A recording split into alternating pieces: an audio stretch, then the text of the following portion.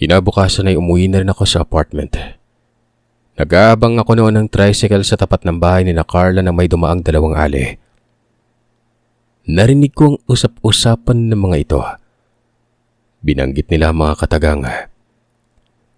Sa wakas, nabawasan na rin ng mga manananggal sa lugar natin. Wika ng isang babae. Siniko naman ito ng isang ali at binilisan na nilang paglalakad. Kung kaya't hindi ko na narinig ang punot dulo ng kanilang usapan. Ganun pa man nakatingin sila sa bahay ni na Carla. Hanggang sa may dumaan ng tricycle kaya sumakay na ako papunta sa apartment. Hindi malis-alis sa isip ko ang narinig ko sa dalawang ali na yun ang banggitin nilang tungkol sa manananggal. Kinikilabutan ako sa tuwing naaalala ko yon.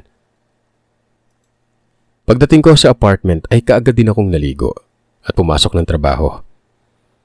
Hindi na ako nakabalik pa sa bahay ni na Carla sa araw ng libing ng kanyang ina. Hindi din kasi ako papayagan sa trabaho ko kahit gustuin ko na makipaglibing noon. Kaya linggo na ako muling nakabalik sa bahay ni na Carla. At magmula noon tuwing linggo kami nagkikita. Kontento na lamang kami sa araw na ito hanggang sa nagtapat na ako ng tunay kong nararamdaman sa kanya. Pero ang hindi ko maintindihan ay kung bakit ang hirap para sa kanya na bigyan ako ng pagkakataon na tanggapin ang pagmamahal ko.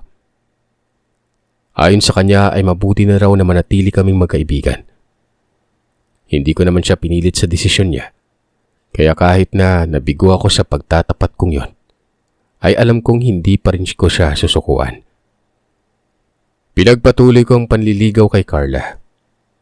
Lalo ko siyang sinuyo at may mga gabing doon ako dumediretso sa bahay nila at doon na rin ako nakikitulog. Hindi naman kumukontra ang kanyang ama na tawagin na lamang natin sa pangalang Tatang Perto. Pakiramdam ko nga atat na ito magiging kami ni Carla eh. Tama naman siya dahil hindi na kami bumabata. Parehong nasa tamang edad na kami at matagal na rin namang magkakilala. Pero hindi ko maintindihan tong si Carla kung bakit hindi niya ako magawang sagutin. Pero sa halip na sumuko ay mas lalo akong nagpursige ng panliligaw ko sa kanya. Nararamdaman ko kasi na sa kabila ng kanyang pagtatanggi, may nararamdaman din ito sa akin. Hanggang sa isang gabi nun, doon ako nakitulog sa bahay ni na Carla. Nakahiga na ako noon at matutulog na sana ako. Pero sa eksaktong pagpikit ng mga mata ko, bigla akong nakarinig ng malakas na ingay mula sa kwarto ni Carla. Animoy may kung anong malaking kalabog doon na tila may bumangga sa bintana nitong gawa sa yero. Dahilan para napabalikwas ako ng bangon at saglit na nakiramdam. Saglit lamang ang ingay na yon pero malakas talaga, kung kaya't hindi ako mapalagay. Nakakahiyaman pero naisip kong puntahan si Carla sa kanyang silid para masigurong maayos siya. Kagad akong humakbang papunta sa silid ni Carla. Kakatukin ko na sana siya nang biglang may humawak sa balikat ko. Nagulat ako ng paglingon ko. Nakatayo sa likuran ko si Tatang Perto, tatay ni Carla. Sabi ko sa kanya, may ingay akong naririnig sa kwarto ni Carla. Natitingnan ko sana kung ayos ba ang dalaga nun. Nahiya pa ako na sinabi kay Tatang Perto. Pero ayon sa itay ni Carla, huwag ko na itong intindihin dahil pusa lang daw yun na nagpupumilit pumasok sa bintana. Sinabi ng Ginoo na madalas daw ito nangyari. Ayon pa sa kanya na sigurado naman siya na natutulog na si Carla dahil maaga ito palaging natutulog. Wala na akong nagawa pa. Hindi ko naman maaaring ipilit ang gusto kong mangyari. Gayong si Tatang Perto na mismong nagsabing wala akong dapat ipag-alala. Bumalik na lamang ako sa aking higaan. Samantalang si Tatang Perto naman ay bumalik din sa kanyang silid doon. Muli akong nakatulog. Nagising ako ng alas 5 ng umaga at doon ko na nadatnan si Carla sa kusina na naghahanda ng almusal. Inalok niya ako doon na rin na mag-almusal bago ako umalis kaya pinagbigyan ko na rin siya. Parang malaking bagay na rin ito sa akin eh. Malapit na kami ni Carla sa isa't isa. Wala na nga sigurong maniwala na hindi kami magkarelasyon. Lalo na yung mga kapitbahay nila na nakikita na halos doon na ako natutulog palagi. Yun nga lang, ang turing ni Carla sa akin ay parang kapatid lang. At walang mali siya sa kanyang pagiging malapit namin. Yun ang madalas na pinapaunawa niya sa akin. Hanggang sa isang araw ay bigla na lang umiwas sa akin si Carla. Hindi na siya pumapayag na doon ako makikitulog sa bahay nila. Ayon sa kanya, hindi na daw maganda tingnan. Para na rin makaiwas kami sa tsismis ng mga tao sa paligid. Nakakarinig na daw siya ng mga pag-uusap patungkol sa amin ng mga tsismosa nilang kapitbahay. Kaya wala akong nagawa kundi sundin ang gustong yun ni Carla. Nagpalamig muna ako, lalong nag-focus sa trabaho. Pinagbigyan ko siya sa kagustuhan niyang hindi muna kami magkita. Kahit mahirap yun para sa akin ay sinunod ko na lamang ang gusto niya. Magmula nun, wala na talagang pagkikita eh. Lumipas sa mga araw, linggo at buwan, hindi ko na rin nagawang dalawin pa si Carla. Hindi dahil sa ayaw ko na siya makita, kundi dahil sa kagustuhan ko na rin na mahanap niya talagang sarili niya. Umaasa akong sa paglipas ng mga araw at panahon at sa muli naming pagkikita, ay mapagtanto niya sa sarili niya ang totoo niyang damdamin para sa akin.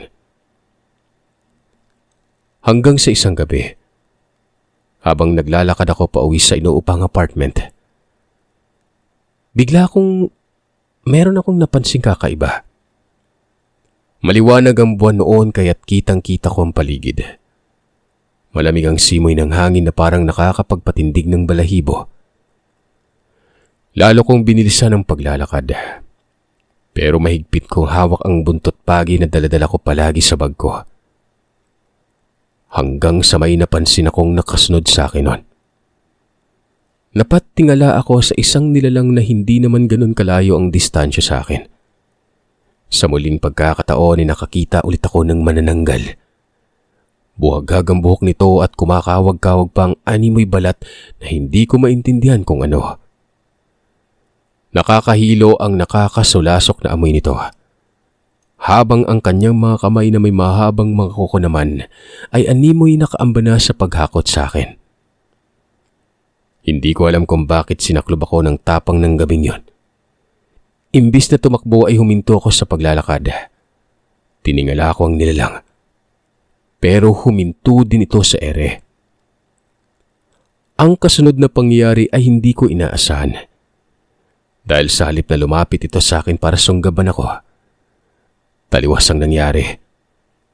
Lumipad ito palayo sa aking kinatatayuan. Pinanood ko pa ang paglipad nito palayo sa akin.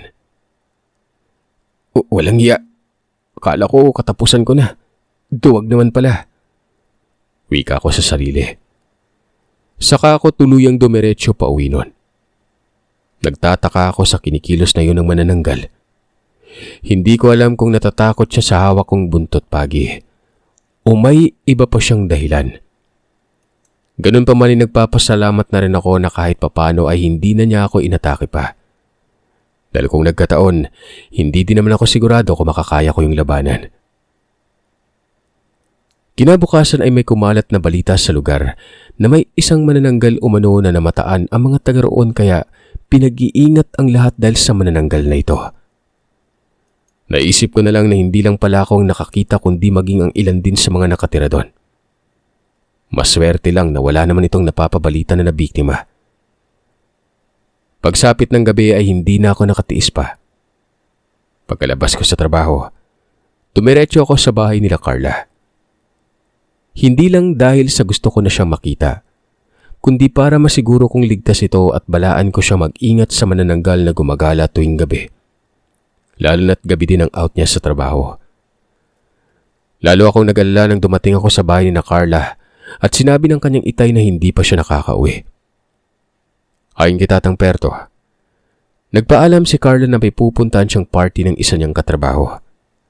At dahil wala itong kasama pa uwi ay nagdesisyon siya na doon na lang magpalipas ng gabi. Inalok din ako ni Tatang Perto na doon na matulog sa kanila.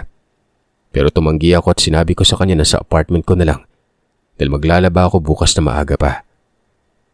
Hindi na ako nagtagal. Umuwi na rin ako kaagad ng oras na yon para na rin makahabol pa ako sa mga tricycle na namamasada. Sakto ring nakasakay ako kaagad at maayos naman at ligtas akong nakarating sa apartment. Agad akong humiga pagkatapos kong magbihis. Pakiramdam ko ay pagod na pagod ako ng mga oras na yon. Nakatulog akong ang laman ng isipan ko ay si Carla. Ang totoo, gusto ko nang sumuko. Pero yung puso ko kahit pagod ay patuloy pa rin tinitibok si Carla noon. Kaya kahit walang kasiguraduhan na magiging kami ay patuloy pa rin akong umaasa. Nang gabing yun, biglang may kumalabog sa labas ng bintana ng apartment ko.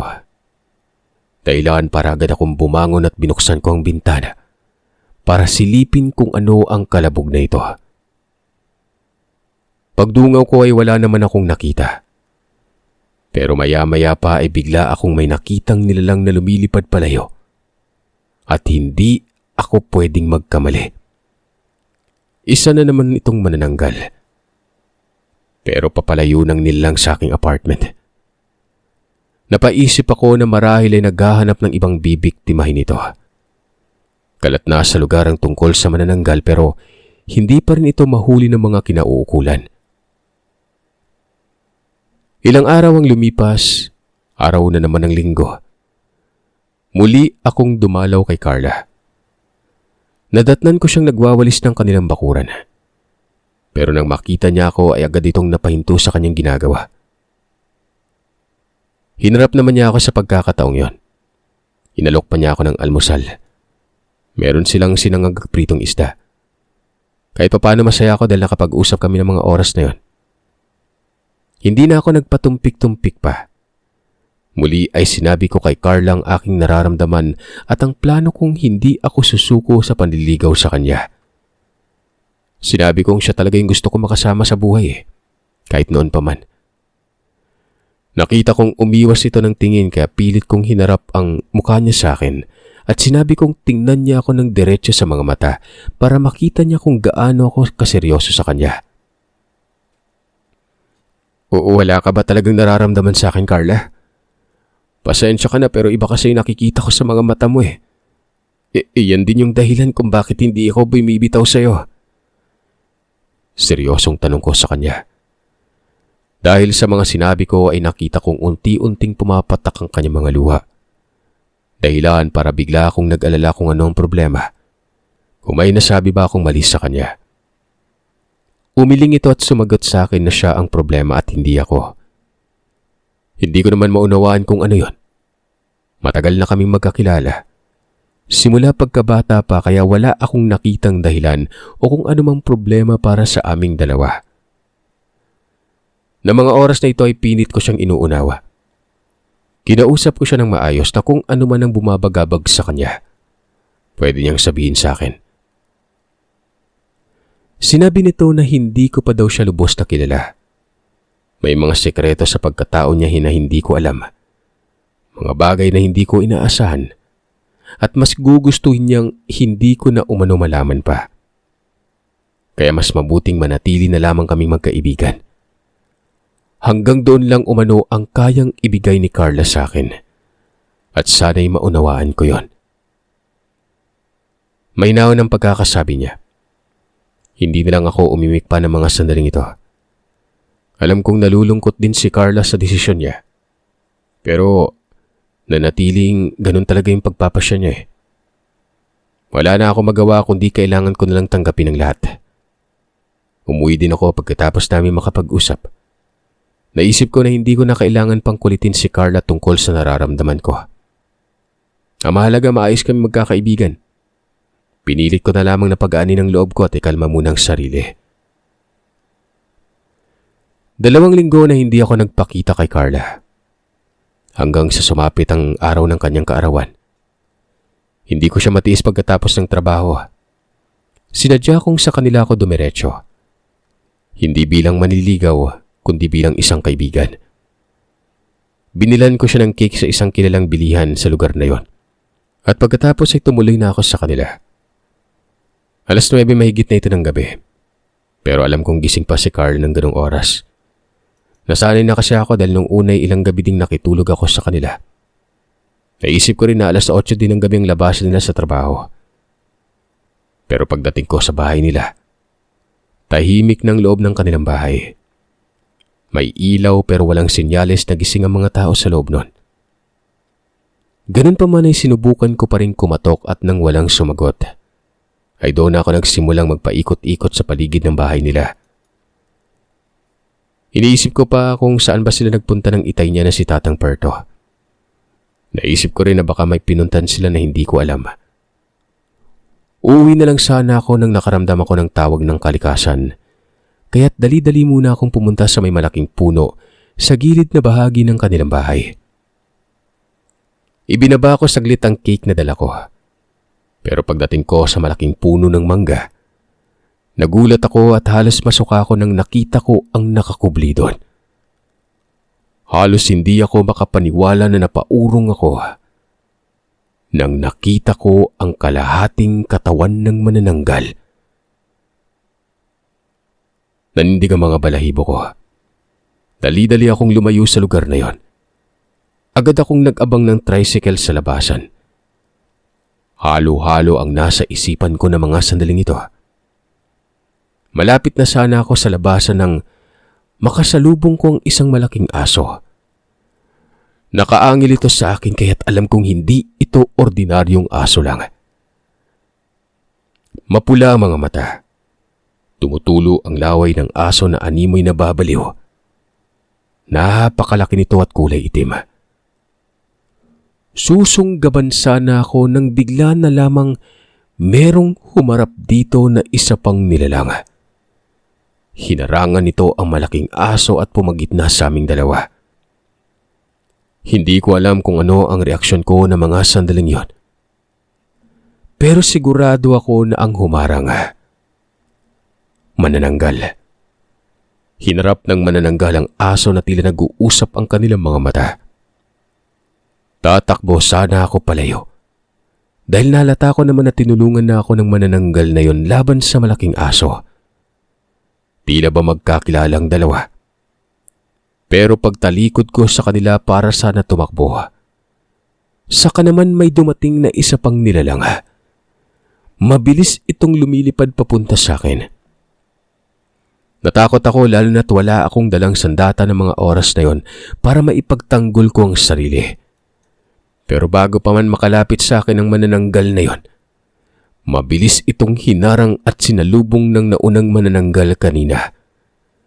At malakas na talaga ang kutob ko na tumutulong sa akin to. Nagharap ang dalawa eh. Tuluyan din silang bumagsak pareho sa damuhan na nasa harapan ko. Patuloy pa rin sila sa pagsagupaan at walang gustong magpatalo.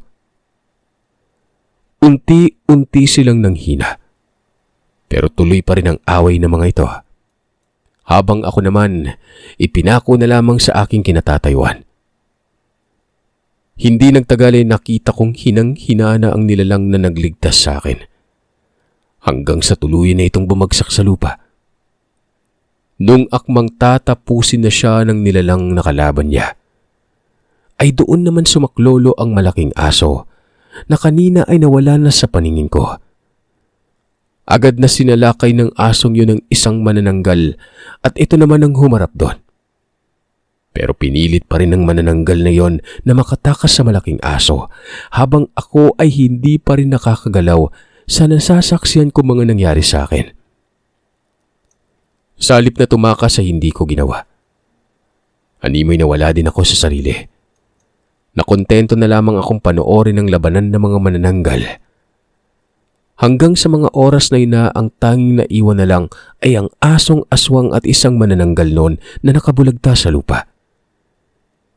Natigilan man, pero isang desisyon ang naisip ko na kailangan ko ng tumakas. Lalo na't hindi ko alam ang susunod na pwedeng mangyari.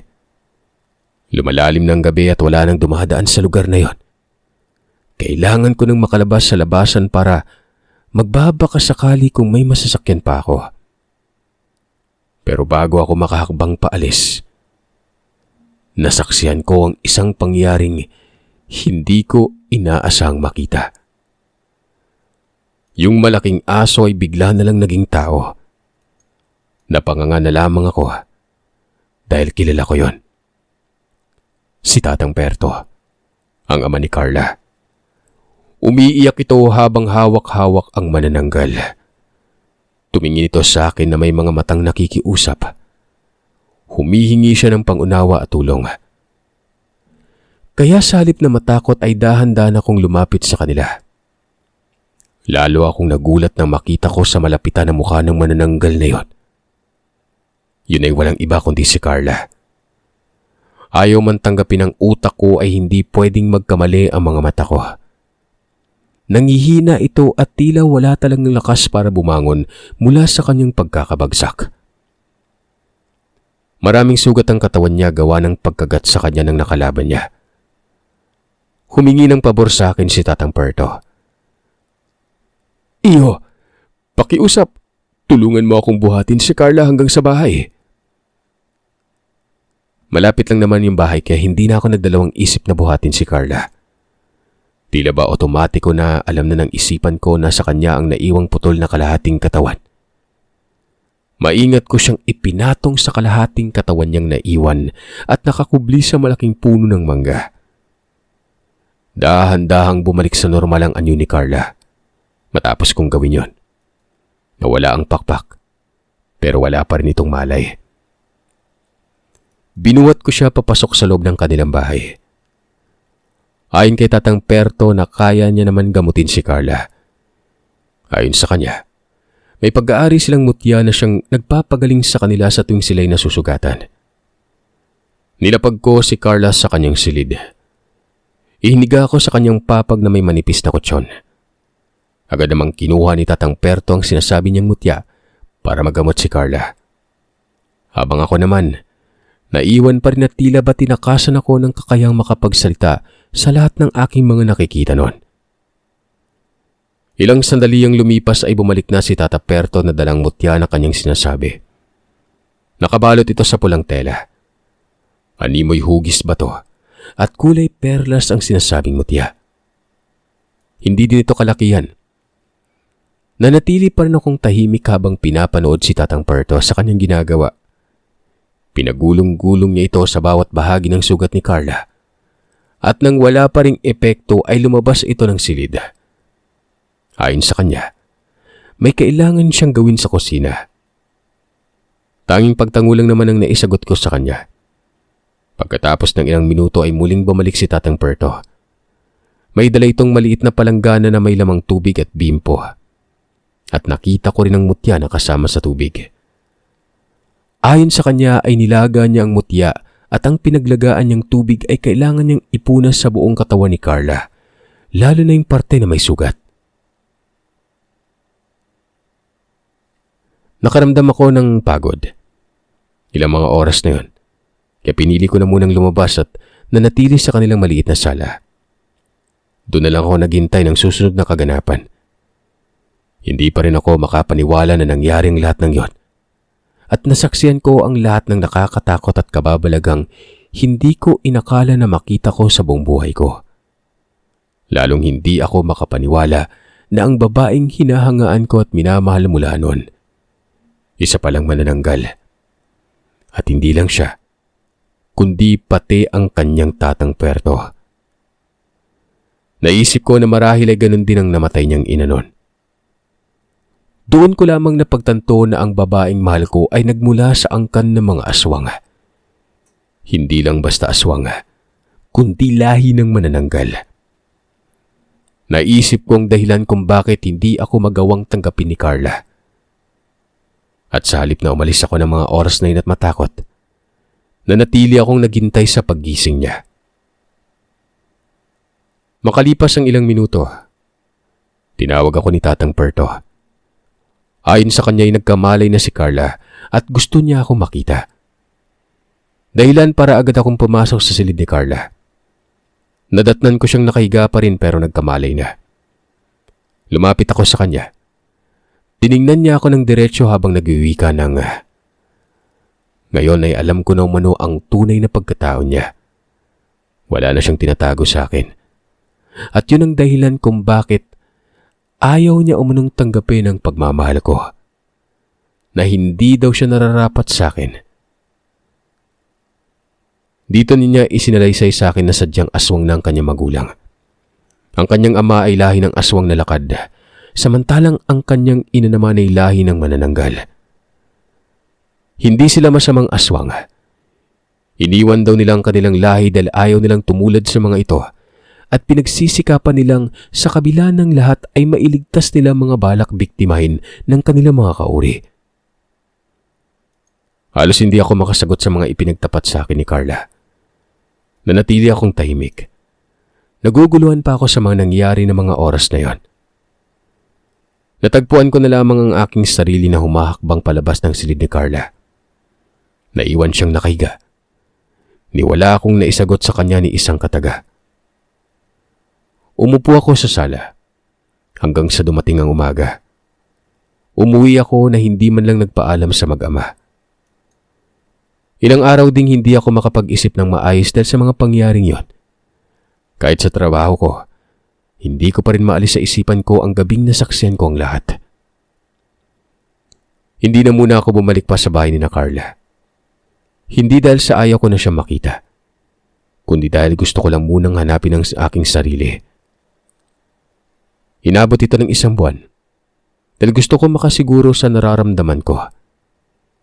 Pero gabi-gabi ay pinapaalala ng puso ko na sa kabila ng tunay na katauhan ni Carla, ay marami pa rin siyang mabuti na nagawa para sa akin. Kabilang na doon ang paulit-ulit niyang pagsagip sa akin sa mga nilalang na kauri niya. Naniniwala ako sa mga sinabi niya na hindi sila gumagawa ng masama. Doon ko napagtanto na kaya kong tanggapin si Carla sa kabila ng kanyang tunay na pagkatao. Kung kaya't pagkatapos ng 1 buwan kong pananahimik, nagpa siya akong harapin muli si Carla. Araw ng linggo yon, kaya't sigurado akong naroroon siya sa kanilang bahay. Excited akong pumunta sa bahay nila. Dumaan ako sa isang flower shop para ibili siya ng bulaklak. Pagdating ko sa bahay nila, agad akong kumatok at pinalad naman na agad akong pinagbuksan ni Carla. Nagulat siya na makita ako. Nakangiti ako habang inaabot sa kanyang bulaklak na dala. Natigilan at napanganga si Carla na hindi alam kung anong sasabihin. Pero hindi ko na napigilan ang sarili. Niyakap ko siya ng mahigpit habang sinasabi sa kanya na tanggap ko siya. Maging ano at sino man siya.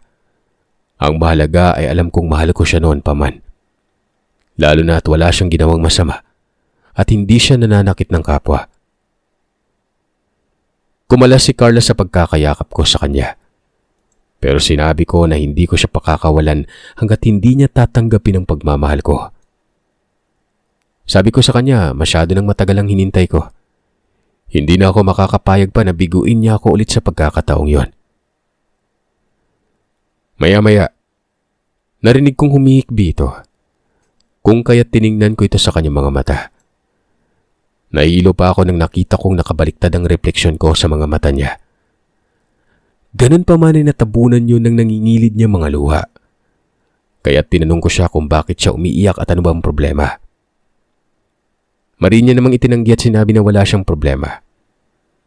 Maya-maya, pilit ang kanyang mga ngiti pero alam kong may ibig sabihin yon. Umiiyak siya habang nagpapasalamat sa akin. Ayon sa kanya, na sa kabila ng lahat ng aking nalaman ay nagawa ko pa rin siyang mahalin. Hanggang sa narinig namin ang pagtikhim ni Tatang Perto sa aming likuran. Sa tingin ko mas mabuti siguro kung pumasok muna kayo sa loob ng bahay at maupo nang sa gayon makapag-usap kayo ng maayos. Nakangiti na wika ni Tatang Perto. Sinunod namin siya at sa loob ng bahay pinagpatuloy ang pag-uusap. Yun ang simula ng relasyon na pagmamahala namin ni Carla. Pagmamahal na alam naming magtatagal at magsasama din kami at bubuo ng pamilya nun. Lahat ng yun ay pinlano namin hanggang sa dumating ang araw ng aming kasal. Simpleng kasal lang yun na dinaluhan lang ng aming mga kaibigan at mga magulang. At dahil alam ko mahihirapan si Carla sa simbahan, kaya mas pinili namin na magpakasal sa West. Siyempre, hindi nawala yung tropa kong sina Leonard at Marco. Ang pagpapakasal namin ni Carla sa West ay kinwestiyon ng pamilya ko dahil makakayanan naman daw namin na magpakasal sa simbahan kahit simple lang. Ako na mismo ang gumawa ng paraan para mailusot sa kanila mga dahilan ko nang sa ganon ay hindi na sila magtanong ng kung ano-ano. Maayos na nairaos namin ang aming kasal. Mas pinili ko rin na bumili ng lupa malayo sa aking mga magulang nang sa ganon ay maging komportable ang asawa ko sa kanyang mga galaw. Mas pinili din namin ng lugar kung saan medyo liblib at talagang sasadyain ng kung sino man na gusto kong makita. At dahil medyo liblib ang lugar, kaya mura ko lamang na nabili ang lupa na malaking tulong para makapag-alaga ako ng mga hayop at nakapagtanim ng iba't ibang gulay na siyang pinagkakaabala ng aking binan na si Tatang Perto. Para magkaroon din ng sariling espasyo ang aking binan, ay pinatayuan namin siya ng sarili niyang kubo, hindi kalayuan sa tahanan ng aming mag-asawa. Malaking tulong ang pag-aalaga namin ng mga hayop sa tuwing inaatake ang mag-ama ng kanilang pagiging aswang. Nangyayari lamang yon sa isang beses sa isang buwan, kapag bilog ang buwan. Nagiging malimit lang kapag buwan ng Hulyo at Agosto, kung saan umuusbong ang mga labong na siyang nagdudulot ng kakaibang epekto sa kanilang katawan na naging dahilan para inaatake sila ng pagiging aswang. At dahil marami kaming alaga na iba't ibang hayop, kung kaya't hindi na sila lumalayo.